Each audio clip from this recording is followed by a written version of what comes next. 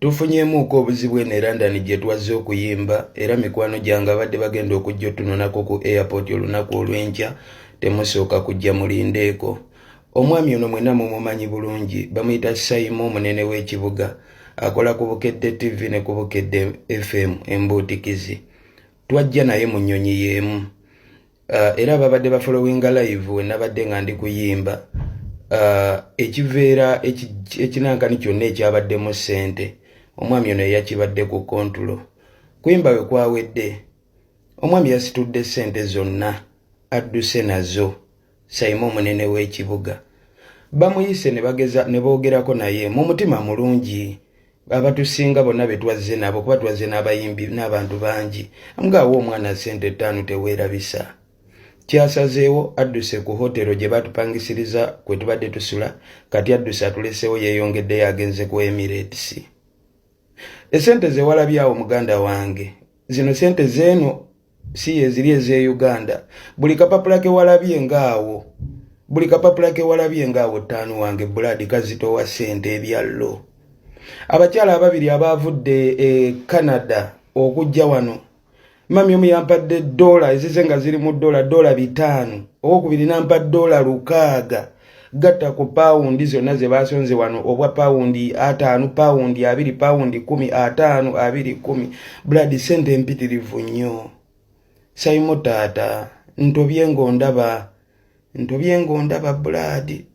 ebidongo bino bimmenye nnyo nene mukadde nga kano nga Mungu anzijukidde anaazeeko ennaku era osazeewo 5 onkube onzizeeyo wansi mu bisooto. Sirina kintu kye mmanja abantu b'e London boy. Bamami bampadde ssente baddadi bampadde ssente mu bungi wallahi ng'ebirooto bikyuse. Sirina kintu kye mmanja ezekise sirinayo muntu yenna gwe mmanja naye sente situdde odduse nazo Brad. Sente odduse nazo bakwegayiridde oganye nti kwata sente z'omwana ozimuwe nga naye wolaba nti olina ebizibu by'okukolako ng'ozeeyo e Uganda. Brad nange nina ebintu nuulidde ne producer yakola oluyimba lwennyini olwandeese e Bulaayi eno nyinza okugamba nti niga oyo olwo oluyimba tafunanga sente za lukola wabula yaŋŋamba twala tugatte obulamu Mungu walisaasira tulifuna. Kati oyagala nzireyo ewaka mwana 5 bange mbannyonnyola entya nga sente bandabye mu kamera ng'abantu bazinjiira. Nzireyo mbannyonnyola ebibozi nti ate Saimo adduse nazo Brad gula biba bigatta. 5 wange siva wano nkyali mu hotero gye batupangisiriza yiino sivaawo ate kyonna expense. Tunaku lwa kusatu kulikayo ku mirimu gyo webale kubeera mpozi ng'ate otambula naffe bulungi nnyo. Tukuwa mawulire aba oliawo agasinze okubeera nga gayo kya mu wiiki n'olunaku bwanga bwe batambudde wano mu ggwanga lyattu Uganda. Kale tubaawo nga tukikuba amawulire nga gajja. Wowulirira bino Mukunja yandibanga akyalemedde e London nkyagezaako connectinga naye akomawo akomyewo Mukunja atuuse naye by yesterday yabadde alemedde kuba yakyusiza ne Friday n'agamba naye abadde bannindiridde ku kisaawe Entebbe mulindeeko nkyabanja tabanja baategese sente ze yabadde bamusondedde bazibbye. Jjukira Mukunja yatambudde ne president wa NUP Robert Kyagulanyi Ssentamu ne bagenda e UK. Bwe bagenze e UK nga bw'ogamanyi bya convention ebyo mpolampola alina ekiyimba kye yakola 2026 tulonde Kyagulanyi ne bakikuba nnyo. Ekiyimba ekyo mwalimu abapoliisi abakikolera challenge abeeyo buyende side eyo abo nabo ne gibawunyira bagamba muffe tetwamanya nti omusajja yali atuyimbisa bino. Kakati ekiyimba ekyo ne kitambula nnyo mu baana ab'enkyukakyuka nga bamuteeka ku nnyonyi. Bamuteeka ku nnyonyi kumbe batwaliddeko Saimo omunene w'ekibuga n'ababinyaanyanya Mbazira Tone ne munne Suuna Beni nga bagenda e UK nga bakuba ekivulu kya ttabu nnyo Kyagulanyi naye yabayimbiddemu nga bamala bagenda mu bya convention byabwe n'okusonda obuliawo kasente ka struggle. Omusajja ali ku stage ayimba gwe bayita Mukunja atasera bamufuwa sente zimuyitirirako obungi nga talina waziteeka. Saimo omunene w'ekibuga aleeta ekisawo ng'akiteeka ku stage olwakitadde ku stage abayenga bafuwa paundi ku paundi paundi ku paundi nga zinyooka. Mwanange lwaki omusajja olwavudde ku stage amanyi atambula na badde we bagenda mu ekisawo bakyabaweeko nga wala pera ku stage awo bakyali bafate ne nga bakufuwa sente nga bozikwasa bakyali bozikwasa bakye bumudde back stage oli nakuwe kunje lyonna nga wewe oli kuŋŋaanyiza. Saimo baamuzeemu mulabako. Saimo yawesse. Sigamba Saimo kawalaata ndi ku Saimo omunene w'ekibuga owabukedde radio naaweta bamukubira essimu bamunoonya abula daki ndowooza nga amaze ovungisa akasente akaweereza ne Kampala ng'akomawo ng'agamba simanya nze sente mwabaddemu paundi simanya meka paundi ntono nnyo ziyayogedde awo. Kakati Mukunja ng'anyooka ng'awuli ayagala kuba ekikonde bamugamba mugagga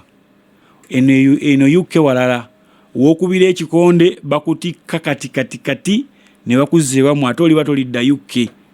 kyekyasinza omukontroli yeba yabadde ayagala bakimala eki street amukuba eŋŋumize amuseseme kyamusesemezza wa bamugambye totawaana wano w'ofunyiza eŋŋumi oba ogirinnya endeege direct Boeing teweetaagana kulinnya ya Uganda Airlines bakutikka. Naye waliwo ebintu ebiswaza Kafeero waliwo yayimbira nagamba Mukama ompa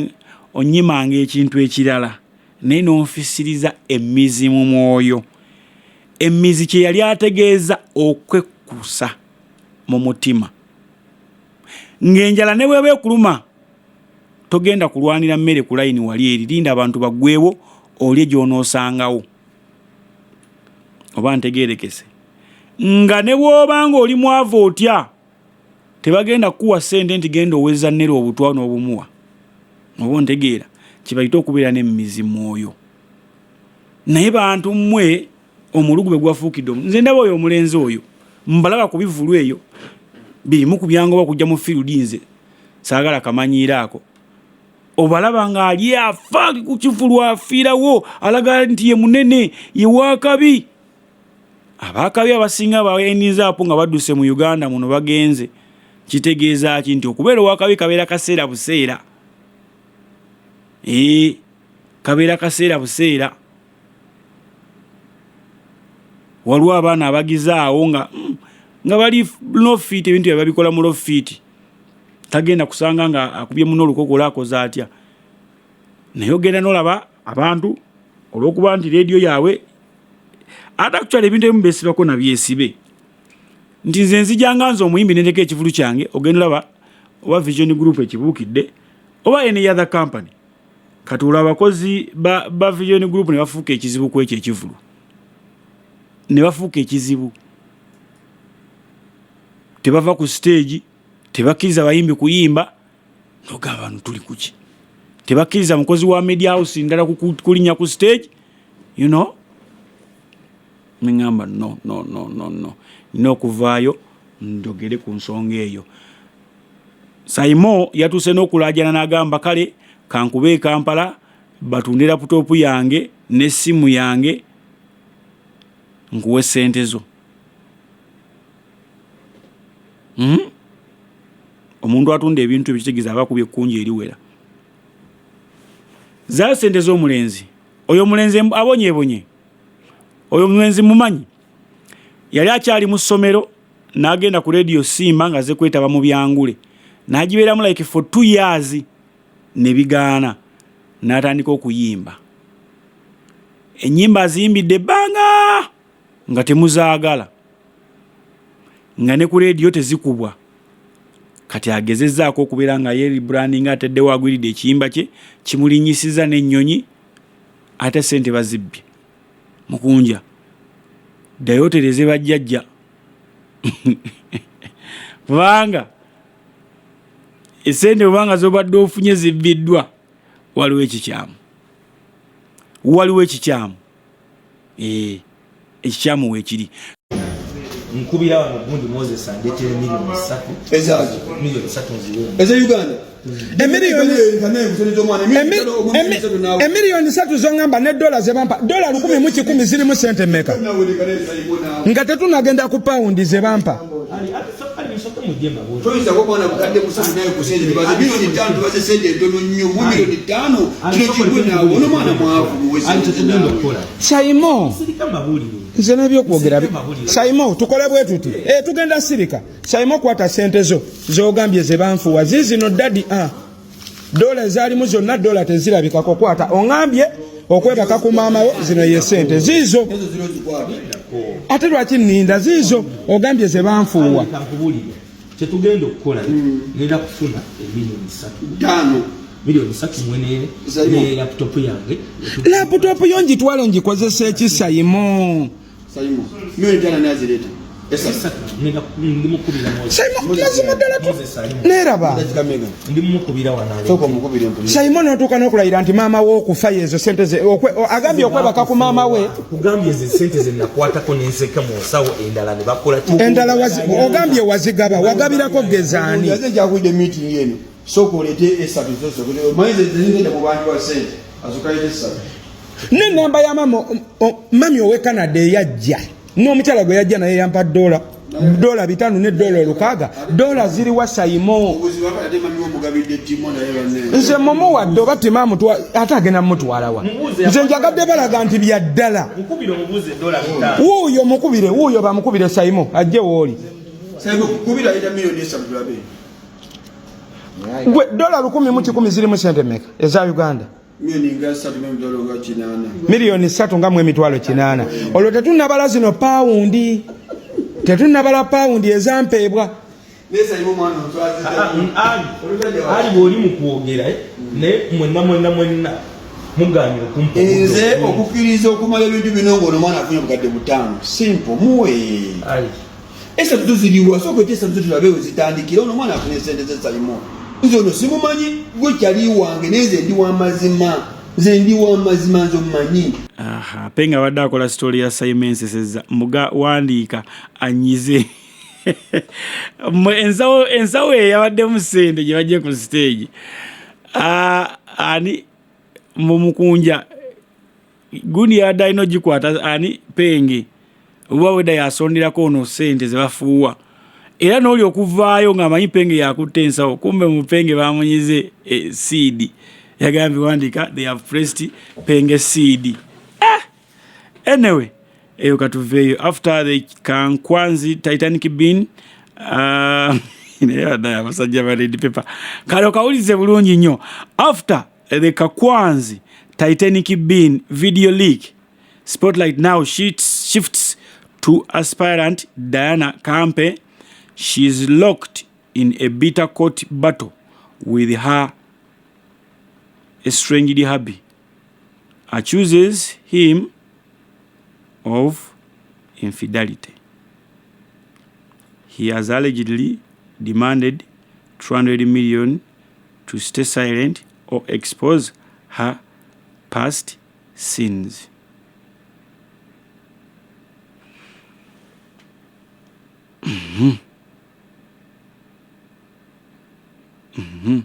Mujjukira ka video akatambula ak'omukyalo oli omunyankole owa yiipu ka video ako kaali ka tabbu nga kamutawaana nnyo abamu bakakomentingako nakola tya ekiseera kyayitawo tugenda okulaba ayingidde akanyuufu bagamba agenda kwesimawo nga ataddemu saati ye n'aleemu kakati abaagala nabano eno bali mu kweyogera bisongovu batuuse n'okugenda mu kooti. Imagine mwekwanira mu kooti omwami agamba nti omukyalo ono bw'atamuwa milioni 2 agenda kutta obutambi obulala ayanike n'ebiki byabadde akola emabega eyo byomutamanyi. Abantu bano lwaki babeera n'ebyama? Laavu yebeera ebagize buli omu n'alaga munne ebyama kuba nze ndi very sure ebyama bino bibabirizeewo lwa nsonga. Mubeereyo nga musanyuka muli happy n'omugamba mpereza kakina akukka n'akuweereza. Oli n'agamba waayi mpereza ku kijanjaalo nti oyagala kuweza kijanyo nti naawe mpeza ku microphone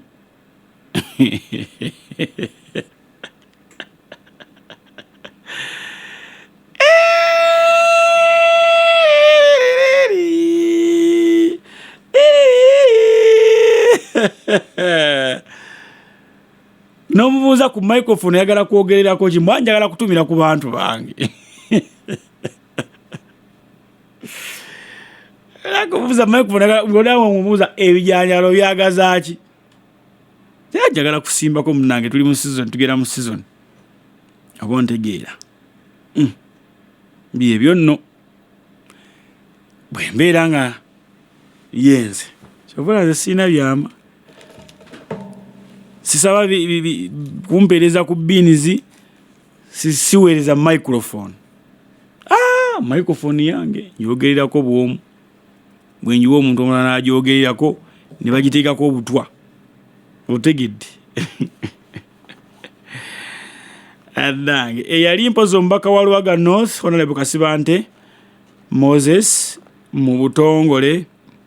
ayingidde empozi ate olwokano olw'okuvuganya kuba meeya bwa division ye Lubaga oluvannyuma mpozi ate lw'okusunsulwamu akakiiko k'ebyokulonda ono ajjidde ku kaadi ya DF. Njagala nnyo abantu bano bajje beesimbewo kyekituufu balage amaanyi gaabwe nti DF bwe kuba NUP eba egisinga amaanyi. NUP bwe kukuba oba togisinga amaanyi. Ekirala olutalo lwammwe kubeera muleke dduteeka ku NUP. Olutalo mu lutunuulize kwali alina entebe. Unless nga mwe muli basaabu machineries mukolera oli. Tulinde nnyo video za Kasibante ono ng'avuma ng'akola atya ne ngamba abantu bano katulinde tulabe kyekinaddirira ne tubirinda bibyo. Kati ekirungi nti ozze mu lwokano olutuufu. Moses Kasibante tukwaniriza mu lwokano olutuufu. Lwaki? Nti wali togenda gamba nti ate NUP yakubye nga siye balakalunga bakakubye. Obe nale mu yekawangudde sisubya nti ogenda kudda ku NUP odde mu ovume. Omanyi waliwo tusalawo nisalawo mu bukyamu oba muki nti wali eri obaddewo nga tolina kibiina nga wooli obadde osobola okulitisayizinga n'oweebwa audience naye kasita olaga side wooli nti kati nze ndi mu kibiina kino criticism yonna gy'oteeka ku muntu bagamba abo nabo baalya babagula bakola batya n'ebirala byonna therefore makubiriza okubeera mpozi nga ate mugoberera abantu omulonde mu butuufu bwabyo mubalonde abaana abagasa abatabagase temubalonda oba ontegedde. Kale byonna tubaagaliza ebirungi byerere mwenna abagenda okwesimbawo mu bifo ebyenjawulo. Akakiiko k'ebyokulonda mpozi ate kataddewo okutandika ng'ennaku z'omwezi 23 ne 24 omwezi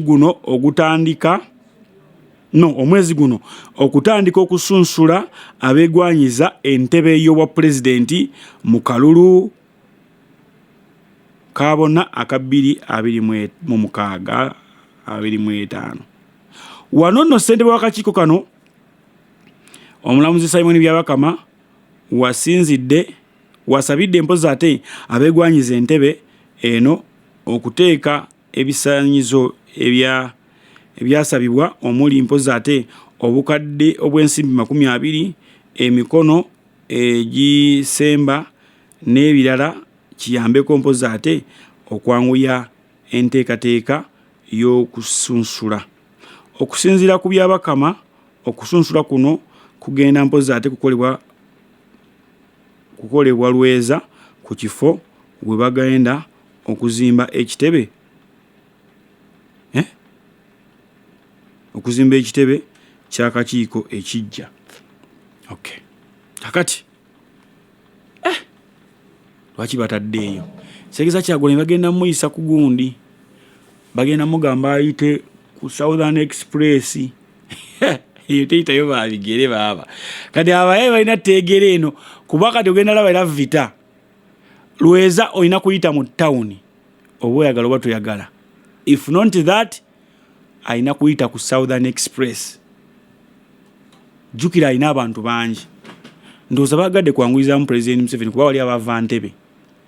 ava wali eri Entebbe najja naye ennaku ebbiri nganda bange entono nkidemu nkyetegereze 23 na 24 zennaku bbiri nalabye abeesimbyewo bali over 70 people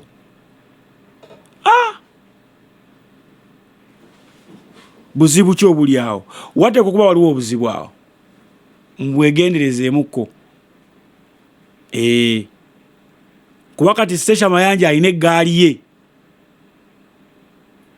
oba Mpuuga agenda kwesimba osimanyi kati niki kati Mpuuga yagamba Mpuuga nti wamaanyi nyo lwaki tajja kuba pulezidenti aji lwaki atagamba nti agenda kwesimba ku MP kale ekibiina kinaabeerawo nga tekirese pulezidenti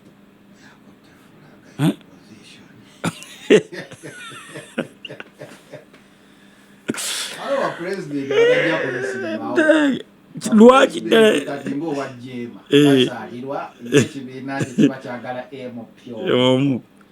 ekibiina ekirala ekyagala MP ekyabalukwago PFF nasemujjo wakyo yekka yajoyitamu yasuubiriza nakyo kyagala omu ecological party yansereko naye yagala omu kiri kyagala bwa meya Munyagwa yagala bwa kansala ebibiina bibaawo Mbaraka Munyagwa yagala bwa kansala ate kati oyinza kukola ki okujjako okuba kansala daga abaana bano but anyway nze wala ebintu byentunulira ennyo ne ŋŋamba Kyagulanyi kati yabatuddemu bw'olaba omuntu atya okujja okubeera nga ajjanga party president ng'atya okufiirwa kali ka siiti kaabadde nako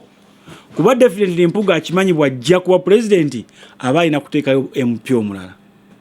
atajja kuwangula kati waakiri ye yerwaneko naye tajja kuwangula ate bayinza omuyambayambako wamaanyi Ssebe ye mukungu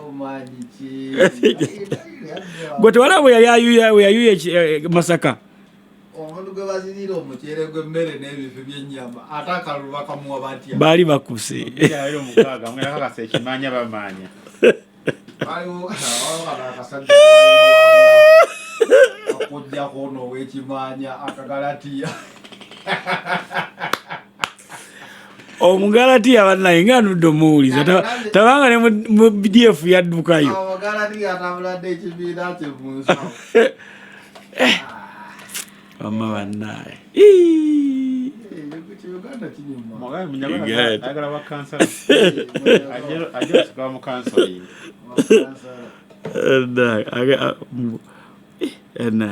ate nowedda masina kiretegere baali bangi agenda okuzaayo bajja kuba batono nga 15 tebajja wera 7 okujjako nti ezo ennaku ebbiri tebasobola kubakoleramu nomination ziba tezimala kuba kati kiriza obagaana olunaku olumu olina otera ku candidate omunene nti olunaku tugezedde ate actually tebasobola kuteeka President Museveni ku lunaku lusooka President Museveni alina osembayo olunaku lwanga 24 era ojja kwekanga nti ennaku ezo bwe ziba tezimaze ye bayinza n'omusunsulamu nga 27 28 ne babikolera eyo so kati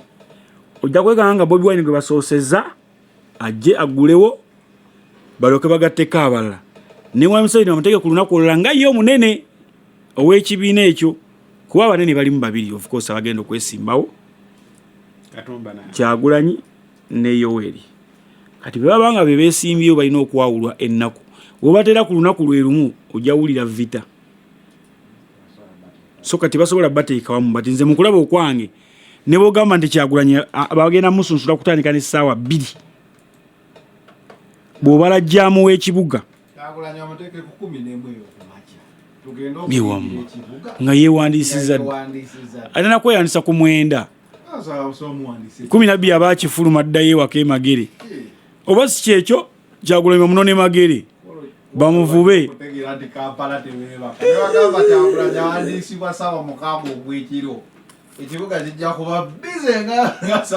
akantu kano nka predictinze bwenti nero either Kyagulanyi bagenda muvubira waka bamutwale yeewandiise oba balina okumulinda amala okwewandiisa muvube nga bamuvuba luli adde waka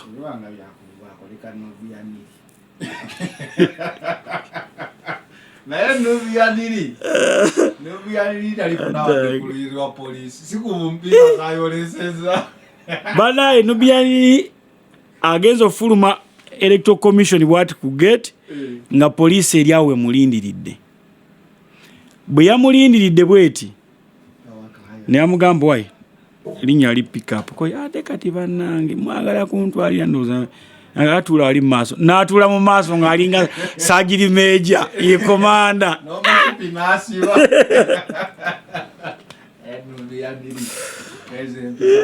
oyo mwana ayina empisa nyingi nnyo izo empisa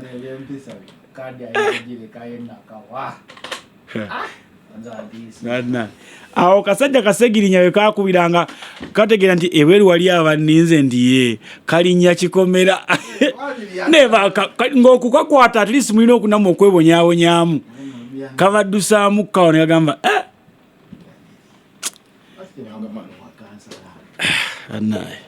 waliwo obuwala obulungi bwolaba buyingidde ebyobufuzi wano eno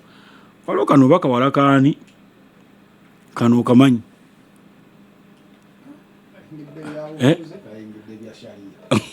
kayingidde byabufuzi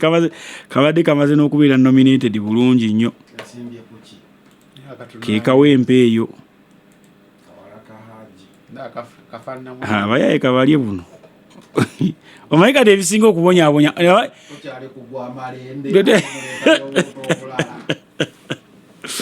bagambanga nnyo edda abasajja ba rediyo abayimbi benzi nnyo bayi research kati eraga nti bannabyabufuzi bayenze luno ate wo mukazi wo ng'ali mu byabufuzi mutuge otherwise toyinaawo mandi bati bagamba ku bayimbi nobabuuza abayimbi bameka bafa siriimu mu mwaka ogumu ng'omwaka gugwako ne mukwata omulanga tiwali omuyimbi n'omu afudde naye nga bagamba abayimbi balwadde balina siriimu nobagamba kakati balina siriimu tulage yaayi neyo yalwadde ali ku ndiri nga tewali akaddiye wala bantu omubiri gwawe oyo alwala dda yalinnya actually ebiseera nga badaga nti obalina nakaga yalinnya mu kaveera yalinnya mu kaveera genda ku Facebook yo genda ku X genda ku Instagram oba Blue Sky kale gwe wenna abadde naffe nja kusabira byonsabira era nkwagala nnyo nkwagaliza byonjagaliza sigenda kubeera mpozi nga ate nsukkawo wano eno kale mubeere bulungi mweraba